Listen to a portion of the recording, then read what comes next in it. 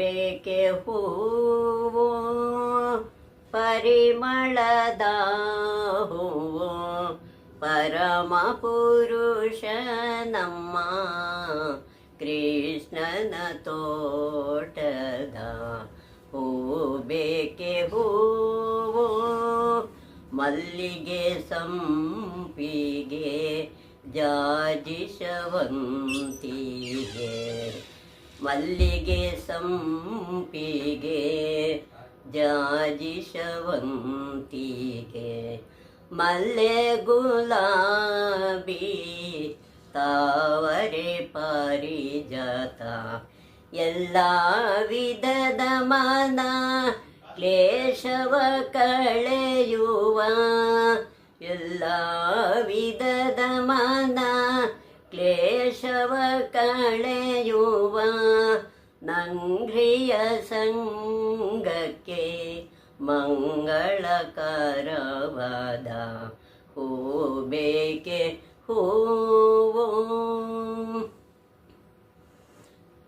ನಮಸ್ಕಾರ ವೀಕ್ಷಕರೇ, ಇಂದಿನ ದಿನ ಪಾಟಲಿಪುತ್ರ ಐತಿಹಾಸಿಕದ ವಿಷಯವನ್ನು ನಾವು ಇಂದು ತಿಳ್ಕೊಳ್ಳೋಕ್ಕೆ ಪ್ರಯತ್ನ ಮಾಡೋಣ. ಪಾಟಲಿಪುತ್ರ ಪಾಟ್ನಾ ಈ ಪ್ರಾಚೀನ ನಗರ ಇಂದು ಬಿಹಾರದ ರಾಜಧಾನಿ. ಇವತ್ತಿನ ಹೆಸರು ಅದಕ್ಕೆ ಪಾಟ್ನಾ ಅಂತ ಇದೆ. ಹಿಂದೆ ಅದಕ್ಕೆ ಪಾಟಲಿಪುತ್ರ ಅನ್ನೋ ಹೆಸರು ಇತ್ತು. ಈಗ ಬಿಹಾರಲ್ಲಿ ಆ ನಗರ ಇವತ್ತು ಇದೆ. ಅದರ ರಾಜಧಾನಿ ಇವತ್ತು ಇದು ಬಿಹಾರ ರಾಜಧಾನಿ ಪಾಟಲಿಪುತ್ರ ಅಥವಾ ಪಾಟ್ನಾ. ನಗರವನ್ನು ಪುಷ್ಪಪುರ, ಕುಸುಮಪುರ ಮುಂತಾಗಿ ಕರೆದಿದ್ದಾರೆ. ಇದನ್ನು ಪುಷ್ಪಪುರ ಅಥವಾ ಕುಸುಮಪುರ ಅಂತಲೂ ಕರೀತಾ ಇದ್ದರು ಹಿಂದೆ ಇತಿಹಾಸದಲ್ಲಿ.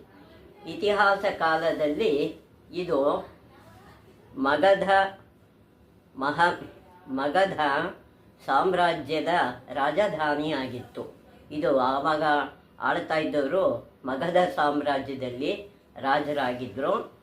ಅದನ್ನು ಇವತ್ತು ಬಿಹಾರ ಅಂತ ಕರೀತಾರೆ.